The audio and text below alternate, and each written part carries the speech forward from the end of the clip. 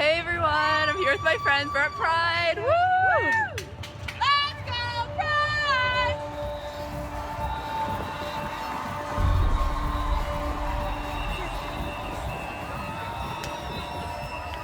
No one knew it at the time, but 24 hours after these shots were taken, Toronto's gay community would never be the same again. Everything changed with the disappearance of Andrew Kinsman, a regular face in the gay village. If anybody had any interaction with him during Pride, we'd love to hear from those people. You know, an investigation is like a jigsaw puzzle. We need pieces. As a journalist and a gay man, this story got my attention. Friends and family have led several searches across the city for Andrew. So far, no trace. When I started digging, I found there was more to this than one missing man. Police remain tight-lipped about their investigation, been assigned to search for Andrew Kinsman and another man. Salim Essen was reported missing by a friend on April 30th, 2017. The number of men missing from Toronto's gay village is sending shivers down spines. At least 5 men who frequent or live in the Church and Wellesley area have disappeared since 2010. People that you see every day and then suddenly they're gone. We all see the links, you know, they're all gay men. Somebody is anti-gay, for sure. I had to get to Canada to find out what happened to these men. Andrew Kinsman has been missing for 10 days now, and tonight Toronto police say they cannot rule out that his disappearance may be linked to 3 unsolved mysteries, 3 men who disappeared from the gay village and have never been found. I had no idea the story would turn into a 2-year investigation going back decades, involving drugs, missed opportunities, and murder.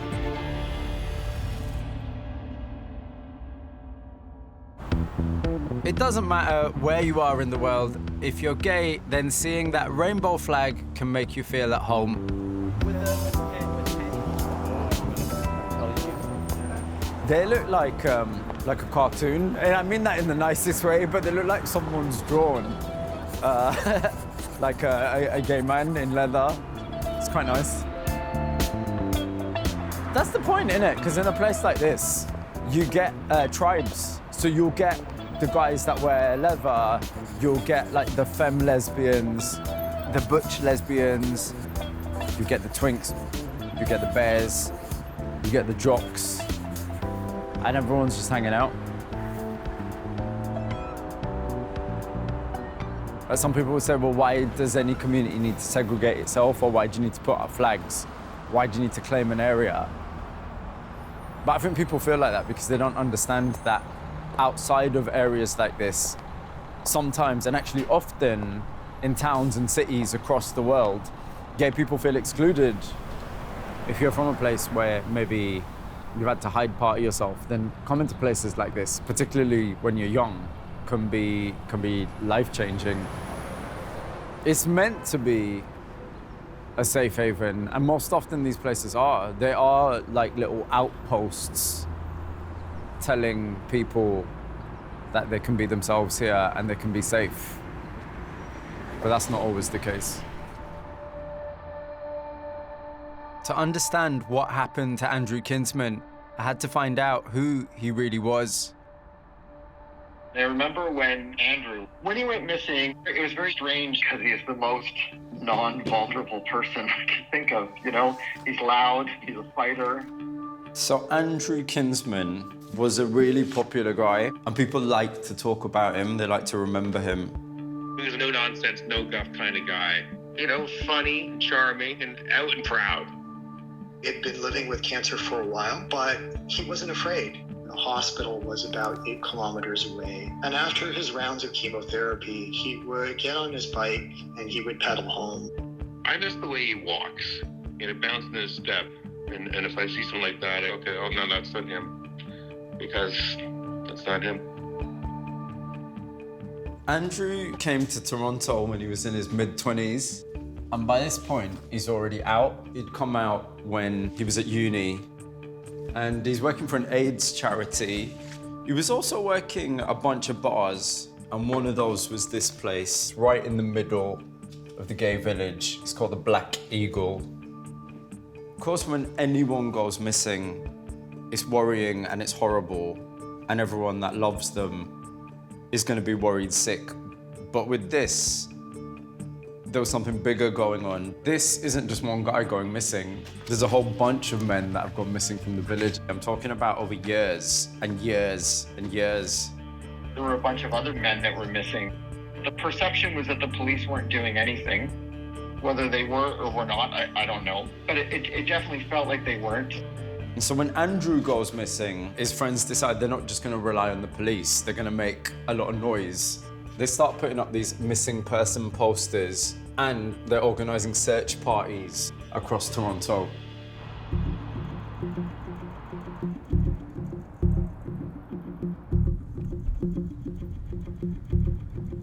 One of the guys leading the search was Todd. I met him at the edge of a park where Andrew's friends had looked for him.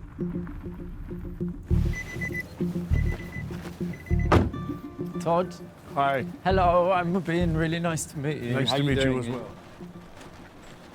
Can you remember when you heard he was missing? I do. How did you hear? Pride Monday. There was a posting on Facebook, and it was like, has anybody seen him? Andrew. And immediately, it was like, what? That's not Andrew. Because it was so out of character for Andrew to leave unannounced. It just didn't happen. And the fact that his cat was left unattended, and he loves his cat, and he would never leave his cat unattended. Mm-hmm. So we knew there was something drastic had happened here. Immediately, there was a report put into the police, a missing persons report put in, and then we started to put things together, because Andrew wasn't the first person who went missing like this, right? We had several people who had gone missing. And so, I got this sinking feeling. Oh my God, no. And so we started to get vocal, very vocal, and informing, the police that this is not going to go away. We are going to find where Andrew is. Whether you're going to help us find him or not, that's up to you. But we're not going to let this stop right here. Immediately, the search parties were developed. There'd be 5 or 10 in this area, another 5 or 10 in one area. It's a difficult question, but were you looking for a body? We were holding on, right? There was still hope, right? There was always that hope. We started to do flyers. Who, if you've seen Andrew, to contact the police, giving a description of him. 2 months after Andrew went missing, his friends still had no clue what had happened to him.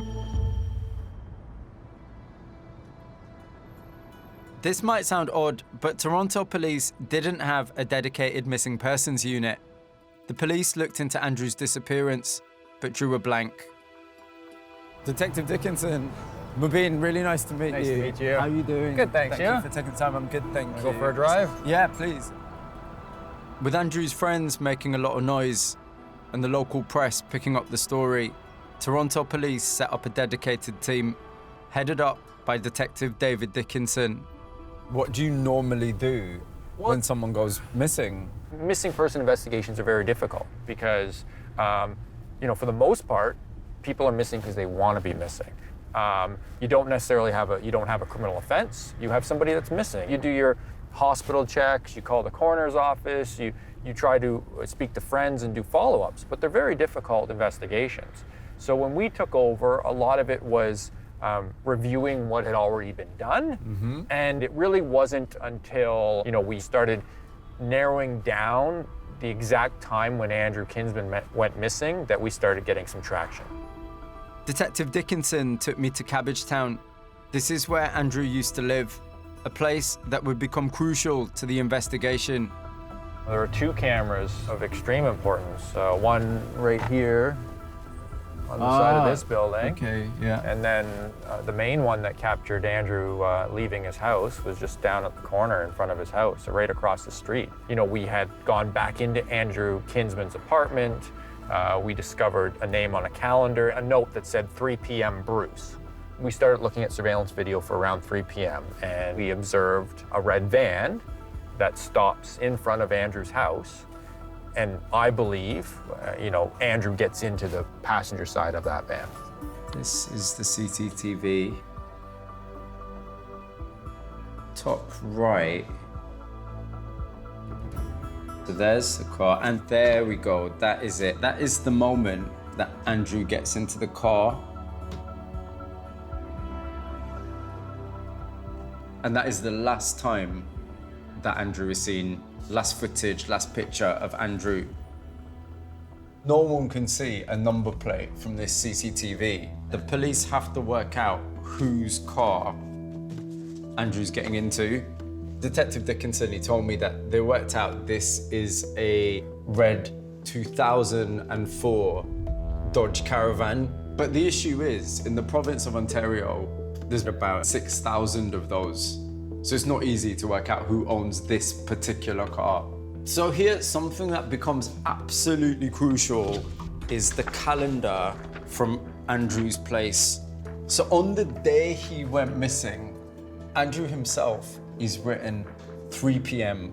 Bruce. The key thing is there's only 5 people who own that car who are also called Bruce. And eventually the police work out that one of these cars is owned by a guy called Bruce MacArthur. This Bruce MacArthur has taken his van from Toronto all the way east to a scrapyard outside of the city.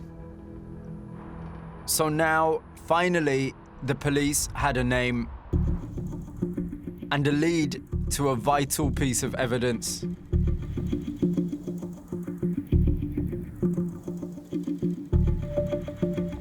Yes, of course, there's a railway crossing in the middle of a scrapyard. I'm a little bit worried about where I'm going to park my car. Sure, this person of interest might have just been scrapping his 13-year-old car. There is a chance, though, he was trying to get rid of anything that could link him to Andrew's disappearance. Did he seem like he wanted to get it done quickly? Did he seem like he was any kind of in a particular rush? When you make an offer on a vehicle for somebody, in a lot of cases they say, basically, is that all you can offer? Is can't we get any more? And sometimes you haggle back and forth. This was no haggle. It was just what I offered. He accepted, and I paid him off, got the ownership, and that was it. Did he explain why he wanted it scrapped? No. We get a lot of those vehicles in here. They're all basically just falling apart. They're rotten. They're rusting out. So there was no need to. That's basically all it was. We're buying it for scrap, right? Now, I'm no expert in Dodge Caravans, so I asked Dom, the guy that owns this place, to help me track one down. They're not that common in England. Is a Dodge Caravan pretty common? Dodge Caravan is probably the #1 minivan in North America for sure.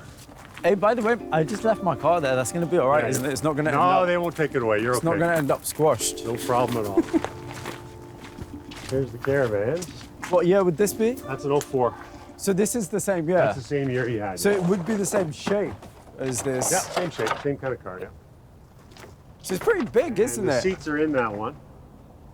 When people come in generally, is there an assumption that the car is going to get scrapped quickly? According to some of my salespeople, they've seen him here before. He was a customer here. He must have come in and bought parts in the past. So he should know that we don't scrap the cars immediately. Mm-hmm. So, maybe he wasn't thinking. I don't know. There's other places where the car would be brought in and go right to scrap. And within a day or two, it's been shredded and sent off to the processor. Right. He should have known that we don't do that because he's been here as a customer, apparently, on occasion. Whatever his motivation, for the police, Bruce MacArthur's visit to the scrapyard was a game changer. 3.5 months after Andrew goes missing, the police seize Bruce MacArthur's 2004 Dodge Caravan. And if you look at evidence photos, it doesn't particularly look like Bruce went to any great lengths to even clear his stuff away or separate himself from this being his car. I mean, look at this picture. It looks like he's left his coffee cup there. And there isn't anything obvious in these pictures that links Bruce to any wrongdoing or links Bruce to Andrew. But then forensics get involved. and they find little traces of blood in the car. And that blood is a match to Andrew's DNA. So at this point, Bruce MacArthur becomes a suspect in the disappearance and the presumed murder of Andrew Kinsman. There's not enough evidence at this point to make an arrest. And so Bruce MacArthur is put under surveillance. I want to flip back to the April of 2017. This is really important. 2 months before Andrew Kinsman goes missing, this guy goes missing. He's called Salim Essen. There's clear overlaps because he also goes missing from the village, but it doesn't make the same noise that it does when Andrew Kinsman goes missing. He's actually not even reported missing for a couple of weeks. At this point, though, there's nothing linking the name Salim Essen to the name Bruce MacArthur. But Bruce MacArthur is now under surveillance, and the police have a breakthrough. They're granted permission to go into MacArthur's flat when he's not there. And when they do that, they find a piece of evidence that changes everything. We were able to get into his apartment when Bruce had gone out one day. What was found? We were able to copy about half his computer before we had to pull out. We thought Bruce was coming back home. What was found on that? You know, the first photograph was that of Salim Essen, deceased in Bruce MacArthur's bed. It's very clear that he's in Bruce MacArthur's bed. You know, we had been in Bruce's apartment. We knew what his bed looked like. It was very unique. To the date, you know, we had no evidence linking Salim Essen and Bruce MacArthur. And now all of a sudden we go from no evidence to arrestable evidence. We now have photographic evidence of Andrew Kinsman, now deceased, in Bruce MacArthur's van. And same thing, you know, in the van, in the back of that 2004 Dodge Caravan. On Bruce's computer, the police found 18 photographs of Andrew Kinsman's dead body. And they also find multiple images of Salim Essen's dead body. It's pretty definitive evidence that Bruce MacArthur murdered them. Just as the cops were working out when to arrest MacArthur, surveillance spotted him picking up another man. That's another potential victim. And that's when they called it. It was time to make their move. It was very stressful because when we got to 95 Thorncliffe Park Drive, I'd learned that he'd already gone up to his apartment. Bruce lives on the 19th floor. I got into the lobby and only one elevator was working. And finally, when the doors open, the elevator's jam-packed to people. So we have to push our way into the elevator, and it pretty much milk runs the whole way up to 19. It almost stops on every second or third floor. So a lot of stress, a lot of pressure. Finally, the doors open on 19 and we get out and we make our way to Bruce's apartment. We knock on the door, obviously with plans that we're gonna force it if we have to. But then Bruce comes to the door. I hear him say, "I'm coming," and he opens the door, and at that point we push our way in. The person he was with was in the bedrooms in Bruce MacArthur's bed. He had a blind on his face and he was bound. And Bruce is arrested at that time for 2 counts of first-degree murder. That for the murder of Andrew Kinsman and Salim Essen. At that point, we hadn't uncovered any remains. We didn't know who else was involved. You know, by this time now, we're starting to uncover photographs of other men who we had no idea who they were. MacArthur had been arrested for the murders of Andrew and Salim, but their bodies were still missing, and there were question marks over the whereabouts of the other mystery men. The police narrowed their investigation to the garden of a home in the middle of suburban Toronto, 3 miles away from the gay village. We spoke to residents who are shocked to see this much activity in a relatively quiet neighborhood, and they're only left but wondering just what will police find here. Men in hazmat suits drag a plant from the yard. Police have unearthed the dismembered remains of at least 3 unidentified individuals.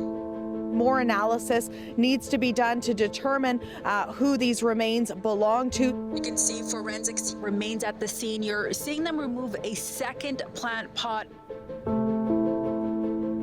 I can now confirm we have recovered the remains of at least 6 individuals. We have at least 7 sets of remains. They found human remains belonging to the 8th missing man, and they believe it could end there. What kind of case is it? It's a serial killer.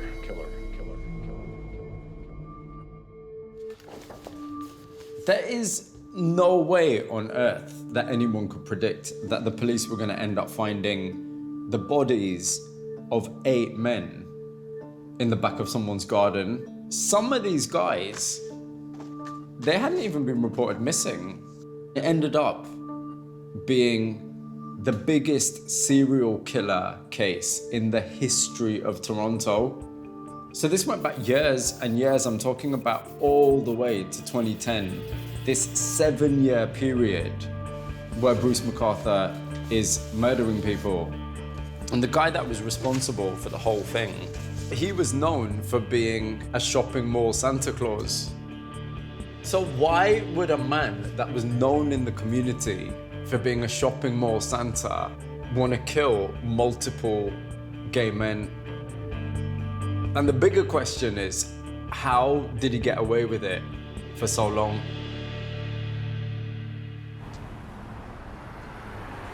Toronto was freezing. If I was going to work through a Canadian winter, I had to start with the basics. And that meant investing in some long johns. I'm looking for some thermals to keep, Thermals, we have to a keep lot me of thermal warm. back there. A lot of people, they don't like it because it's itching. Oh, okay, yeah, I but- don't want yeah, anything to itch. But this is actually better quality because it's wool. Okay. I'm following a story. Have you heard of a guy called Bruce MacArthur? Yeah, well, I never met the guy. But the only thing I know, a lot of guys, they told me, they know from around here, the guy, he was gay. The guy who killed them. Bruce MacArthur was gay? Yeah. So who told you that? Was it one of your customers? One of my, they know he was a gay. That's what they say. So, whatever they tell me, I said. It's a pleasure to serve you, and it is a pleasure to take your money. When I first heard about the murder of men from the gay village, I thought homophobia must have had a part to play. But if the killer himself was gay, well, that's another story entirely.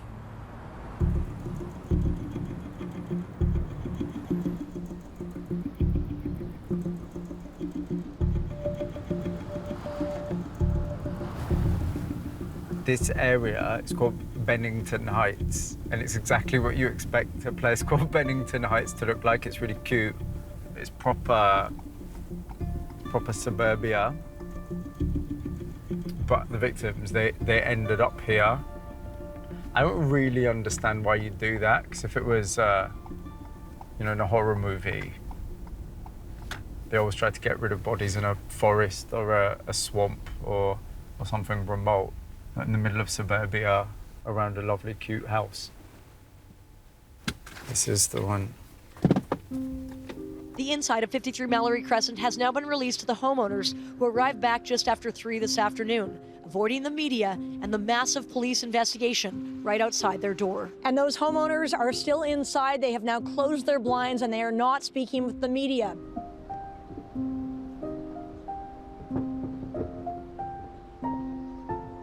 Hello, Karen, I'm moving. Knowing what happened here, I reckon a lot of people would pack up and leave.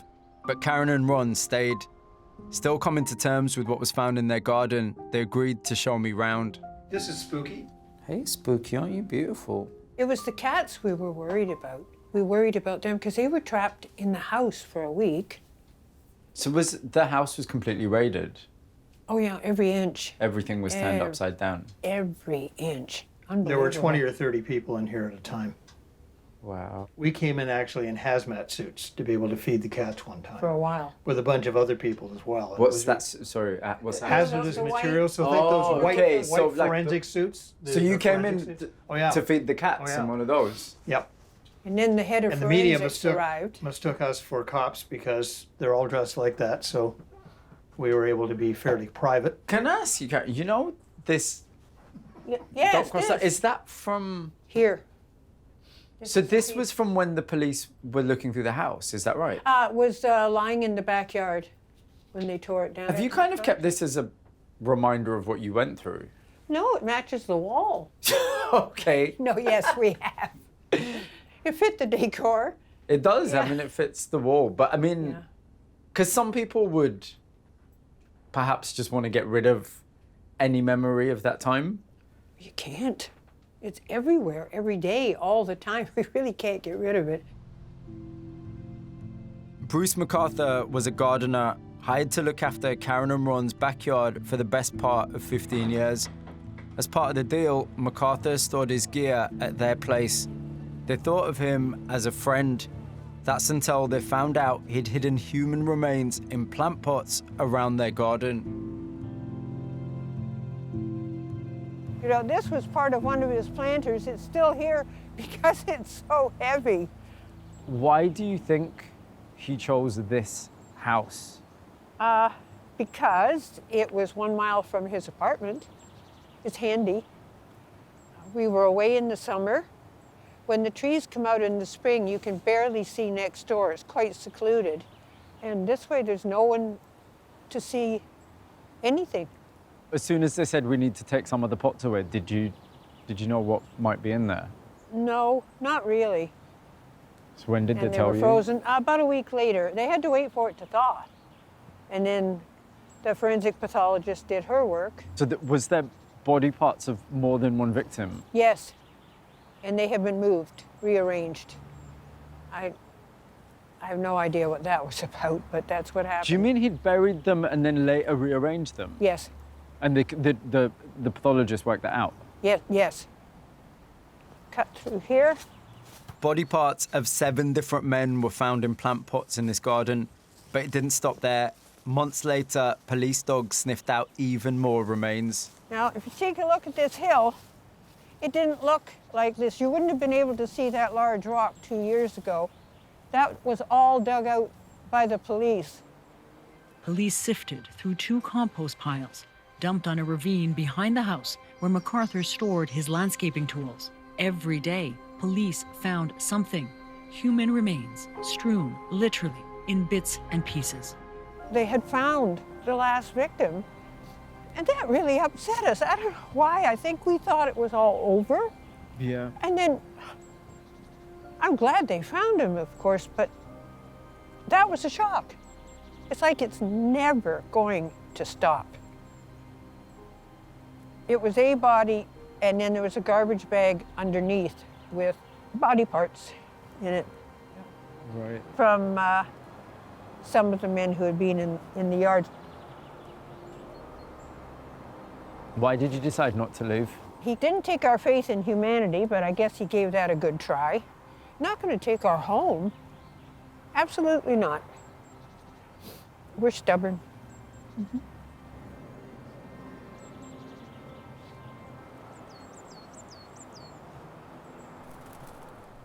See, in the beginning, you assumed that he had difficulty getting rid of the bodies, and finally I tuned in. He wasn't getting rid of them. He was keeping them. I mean, it's so gruesome, you really don't want to go there. I know you've got lots of memories of Bruce. Is it difficult when you think about conversations or the sound of his voice? No, because he just sounds like Bruce. He just... What does Bruce sound like? We have one message left on my phone. You still have the message? Yes, I do. Hi, Karen. It's Bruce. It's 11 o'clock on Tuesday. Just wanted to know, I'm taking a load of stuff to the dump today. If there's anything you want to go, can you put it out front in front of the garage with all the other stuff I'm going to take? around noonish at your place or something like that, and maybe 1 o'clock. Okay? Thanks. Bye. He sounds so normal. No, I mean, if this had not happened, if I did not know this, how would I describe Bruce MacArthur? He is a kind, generous man. Be a great friend, great neighbor. And that was the Bruce we knew.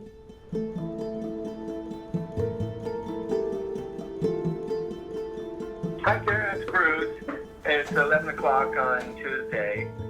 Karen says Bruce left a voicemail on the 18th of April, 2017. Right, and Salim Essen, he was last seen on April 14th, 2017. Around noonish at your place or something like that, and maybe 1 o'clock. So this is 4 days after he's murdered someone, and he's calling Karen and saying, do you need any help? I'm gonna be heading to the dump. To be able to separate what you have just done to someone is just unbelievable. I've got hold of the actual police investigation files. It's pretty huge. There's more than 1,000 pages here. The police believe that Bruce killed most of his 8 victims in the bedroom. And actually, forensics worked out what he actually did. And essentially, he would strangle his victims. We know that he used rope. Sometimes he'd use this metal bar coated in tape. This is really, really horrible. Sometimes after they're dead, there's this fucked up ritual. He'd dress them up in a fur coat. He'd shave their heads and he'd put a cigar in their mouth. And then he'd take pictures. So he'd keep these pictures. It's as if he wanted to relive what he'd done. Thousands of gay men hang out in the village. So why were 8 of them singled out by a serial killer? Maybe they were just in the wrong place at the wrong time. There must be other guys out there who met MacArthur. I've been looking at this Facebook group. I've become a little bit obsessed with it. It's called Serial Killer Bruce MacArthur Discuss the Case. So this guy's posted, when I was in his apartment, I was doing sex work. I was broke and homeless, off and on and addicted to drugs. He responded to an ad. He's talking about Bruce. He responded to an ad that I'd posted on Craigslist and was offering me money for sex. 6 years ago, I quit using, got my life together until I saw him in the news. So this guy is called Josh. I don't even know if he's in Toronto. I think it is worth reaching out to him. Turns out Josh lives 2,500 miles away on the other side of Canada. He told me he'd fly over to Toronto and take me to MacArthur's place where he last saw him. How was your flight? Good, it was good. How long is the flight? Like 4 hours. God, you guys have such a massive country. You flew 4 hours. Jump in. Thank you. This side? Yeah, you can jump in there. Thank you. It was the first time Josh had been back in Toronto since he met MacArthur. Up to 14, 15, I lived with my mom. And then me and my mom had a falling out when I was about 15, so I lived outside. Why did you have a falling out? Because I came out, basically. Looking back, I think it was more my drug addiction, probably. What were you using at the time? Crystal. When you were 15? Yeah. Wow, can you remember how you got started on crystal? Like, I was smoking weed, obviously, and then from that we were doing E and mushrooms and all those things, and then eventually did crystal. I used up until I was 25, almost every day. Wow, were you homeless in that period? Yeah, when I was a kid, it was pretty much just outside every night. Some of my other friends were doing sex work, and then that's probably when I started, when I was about 17, maybe. Was it scary, or did it just feel like a thing? Maybe like the first, up until it actually happened. But once I did the first one, you realize just how easy it is. It was almost no different than a hookup, like just sex off the internet. And then the fact that I actually had money, and I never had money like that before in the past. Like growing up, I was really poor and stuff like that. And so to finally have just have all this money, I was just shocked how easy it was. I always imagined serial killers lived in seclusion. But not MacArthur. He was on the 19th floor of a tower block surrounded by people. What did you think the moment you met him? And he seemed actually really nice, but he seemed nice. Did you know what he wanted? He grabbed the back of my head and just harder than I've ever been grabbed and just like pushed it down. And I remember being like kind of freaking out, and then he stopped, and then he did it again, harder than I've ever been pushed. But where to? Hit his crotch, kind of. Okay. Yeah, and the fact that he was really aggressive, that's when I really actually started to get kind of worried. And then, but I was like really worried about the money, so I stayed.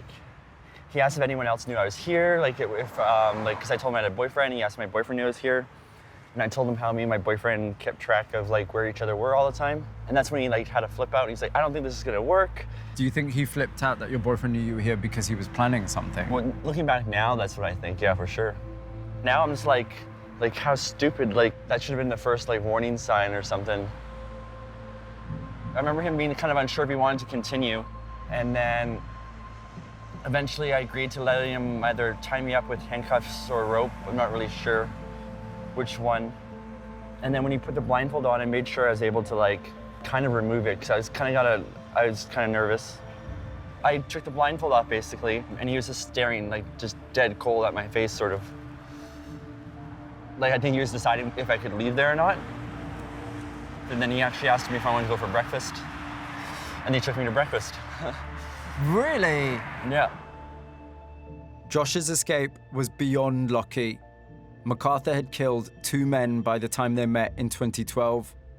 He went on to murder 6 more. It's a bit odd just knowing what happened in this building. Yeah. Why did you want to come back? Like I have to kind of think there's. It's okay. It's all right. It's fine. I have to kind of think there's a reason. If that makes any sense at all. Do you want to go? Yeah, maybe, or. Come on. Are you okay? Yeah. Sorry, I'm such a baby. No, don't be sorry. You don't need to be sorry. Nothing actually happened to me, you know? I don't know. Like, I don't know. So at the time, my life wasn't really, like, I wasn't a contributing member of society or anything like that. I was like, just like a crystal meth addicted, like, hooker, basically. So, like, I'm alive and then somebody else is dead. And then, I don't know, it's just. You can't think like that, though, because, you know, thinking of it in terms of you survived, so does that mean someone else didn't? Yeah. That suggests that you were at fault, and you were completely not at fault. Do you know what I mean? You don't have any responsibility. This was something to do with, it was him. It's not your responsibility. You didn't do anything. Yeah. So you've got to accept that you haven't done anything wrong. Yeah. All right. Yeah, I'm good. Do you want to grab a drink or something? Yeah, sure.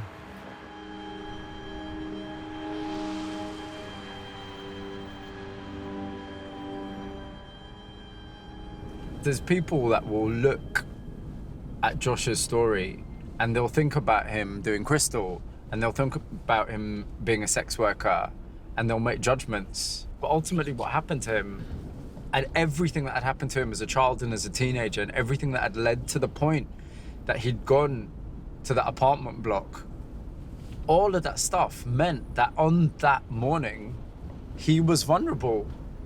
You know, when Josh talks about the moment Bruce asked him, who knows you're here? And I wonder if Josh telling him that his boyfriend knew, I wonder if that's what saved his life. You posted an advert. I posted an ad on Craigslist for like sex and money.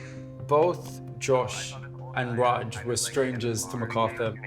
Bruce, Raj, how's it going? Which makes complete sense because every bit of research that I've seen suggests that serial killers will hunt out strangers. There isn't a connection.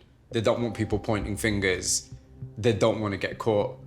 If I go back 18 months before MacArthur met Josh, there's a guy called Skandaraj Navaratnam, widely believed to be his first victim. And that's when he goes missing. I know from his friends that this guy did not have an easy life. He'd come from Sri Lanka and he'd been this environmental activist. And he said he'd been tortured during the Civil War. So he comes over to Toronto as a refugee in 1997, and then he starts this whole new life. 2 years before he went missing, he'd come out to his family, but then he goes missing, and it's 7 years later in Karen and Ron's garden that his body's found. And at Bruce MacArthur's flat, the police find Skandaraj's personalized bracelet that MacArthur has kept like a souvenir of his murder.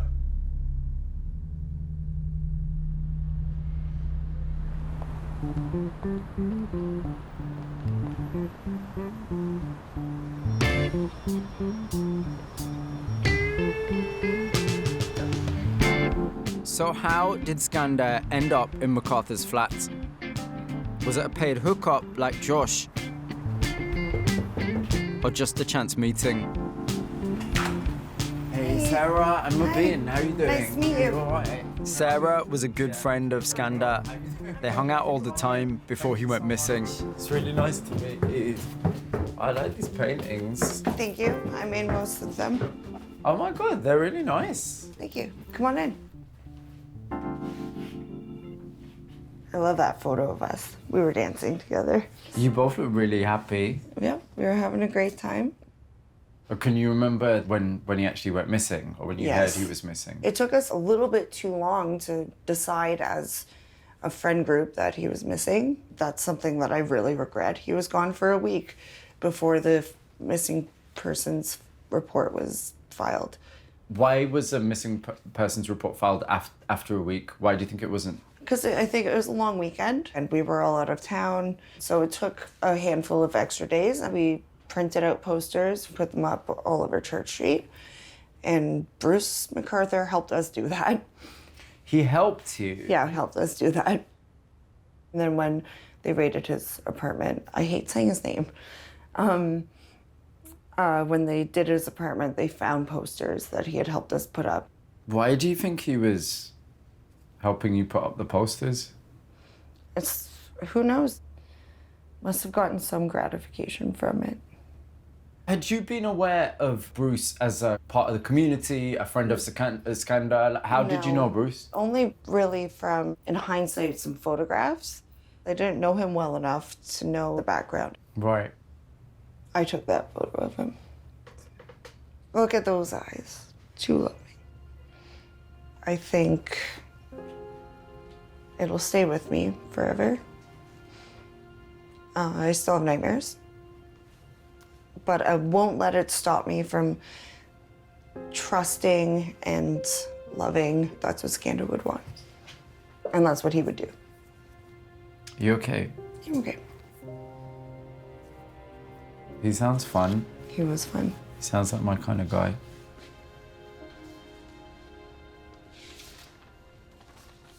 There's this bit in the police files, the Skandar, that references him being seen in September 2010 at a bar called Zippers, that's on Church Street in the middle of the gay village.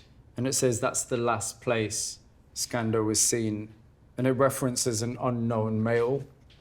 Obvious question, is that unknown male Bruce MacArthur?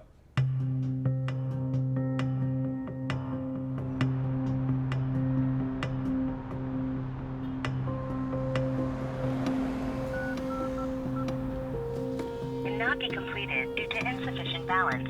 To keep chatting, dial *611. Now, I had a list of Skandar-related contacts to work through, including Fred. I've been told he also knew MacArthur from around the village. Hello? Hello there, is that Fred? Yeah, it's Fred here. Hello, Fred. My understanding is you knew Skandar, is that right? We were sort of dating in a way for about 3 months. Oh, okay. He had a daddy complex for older men. My friend ended up telling me that Skandar was seeing other daddies. I just want to be clear, when you said Skandar was looking for other daddies when he was with you, So other relationships. Are you talking about Bruce? My friend saw Skandaraj's name on Bruce's spring. Are you suggesting he was seeing Bruce? I don't know. I really don't know. I'm guessing Skandar isn't the most common name in Toronto. The fact it was on MacArthur's fridge 2 years before he went missing is a pretty wild coincidence. Unless it's not a coincidence at all and they knew each other. And if that's the case, then MacArthur wasn't just targeting strangers. I kept working through the numbers I'd been given, trying to piece together Skandar's life. Hello. Kevin told me he knew him from way back, when he first arrived in Canada. We go to restaurants, he'd try to get me to eat all these hot sauces, and I'd be dying. And he'd be laughing at me, and I'd say, never again, but... He sounds really cheeky. nice. Yeah, he was a bit cheeky. He liked to tease me and then laugh at me. Were Bruce and Skandar actual friends? Well, they were actually dating, because I got introduced to him in November 1999. Are you absolutely sure they were dating? Yes. The last time I saw him, he said, well, he's still with the landscaping guy. I guess Bruce was a landscaper. I used to call him the landscaping guy. He looked concerned. I said, what's going on? He said, well, Bruce is violent. And I said, did he touch you? And he said, no. I said, Skandar, you're lying to me. He said, no, he didn't touch me. I said, well, here's my number. Call me if you need me. I'll come and get you. Now, I know he wouldn't go to the police because he was afraid of the police because of his experience in his homeland, in Sri Lanka. I was very, very worried and concerned about him. But since I didn't hear from him, I figured that they patched it up. I just took it as a fight, an argument. Yeah. When he told you that Bruce was violent, that would have been, what, 2009? And in that 10-year period, you believe he was in a relationship with Bruce? Yeah. Did people know that they were together? Well, I don't think so, because a new friend of Skandar didn't even know they were dating. He didn't like any embarrassment or public displays. He was a private person. Over 10 years, they must have really, really known each other. I guess I'll never understand it. Why, after all that time, did you decide to kill him? I don't understand it. Skandar wasn't just someone that Bruce bumped into or had a fling with. They were together for 10 years. And if you're with someone for that long, you think that you know everything about them. And if you know everything about them, then you think you trust them, and you trust them with your life. But did you get the impression that Bruce and Majid had been having sex regularly? Oh, I knew that. Right. Yeah, I knew that. Did the police contact you? They dropped the ball. If the police did a good job or not, I leave to their own conscience. You go back to the office and say, I think we have a serial killer, and everybody laugh. Of course.